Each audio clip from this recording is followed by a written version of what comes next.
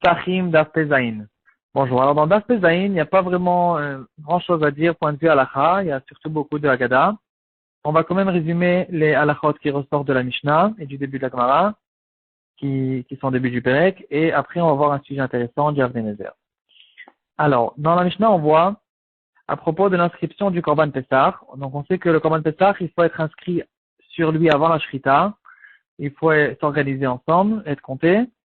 Et donc, normalement, quelqu'un, il peut faire le Korban Pessah pour son fils ou pour sa fille qui sont petits, même sans leur dire, sans les compter sans qu'ils le sachent. Et ainsi, pour son serviteur Kenaani, qui est son argent. Et dans ce cas-là, même s'ils ne sont pas d'accord, ils essayent d'organiser eux-mêmes sur un autre Korban, ils se font un propre Korban, alors quand même, c'est lui qui les inscrira sur le Korban qu'il veut. À propos de son fils qui est grand, alors là, il faudra avoir son accord, ou bien au moins s'il souhaitait, mais s'il n'est pas d'accord, ou Kalvachomer, s'il a fait pour lui-même un Korban, alors ça marche pas, c'est eux qui décident sur quel Korban ils veulent s'inscrire. En ce qui concerne sa femme, alors pour sa femme aussi, normalement, il faut qu'elle soit d'accord, ou bien qu'elle se taise. Si elle se tait, ça va aussi. On peut l'inscrire sur son korban, on n'a pas besoin de lui dire. On est sûr qu'elle est d'accord d'être inscrite dans le korban de son mari. Maintenant, il y a quand même une petite différence à faire entre une femme qui a l'habitude tout le temps d'aller chez ses parents ou pas. Alors, si c'est une femme qui est très attirée d'aller chez ses parents, et en plus de ça, elle vient de se marier, et donc, Pessah, c'est la première fête qui est sortie après son mariage. Alors, dans ce cas-là, si elle n'a pas dit clairement ce qu'elle voulait, et on sait que normalement, elle est vraiment attirée d'aller chez son père, et ensuite, son père, il a fait un korban pour elle, son mari aussi a fait un korban pour elle, alors elle ira sur le korban de son père.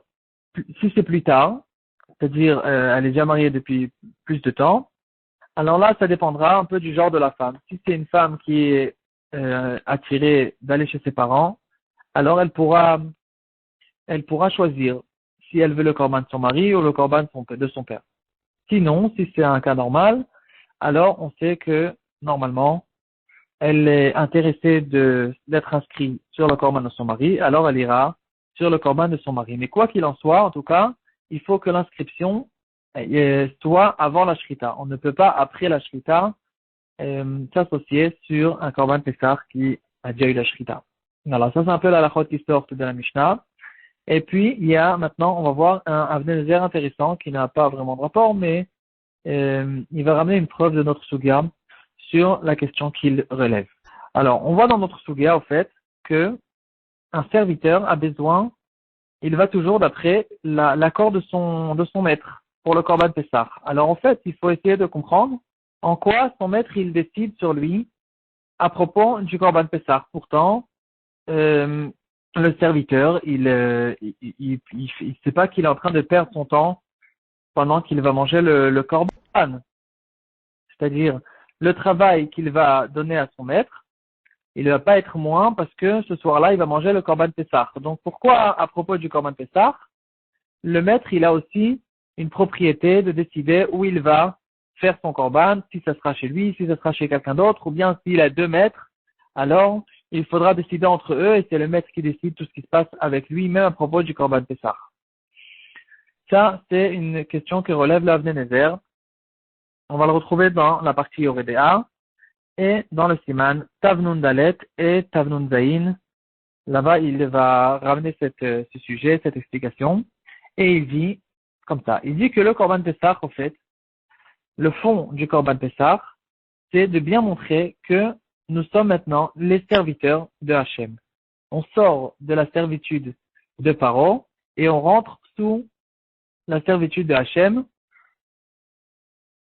en mangeant le korban Pessah, on le montre bien.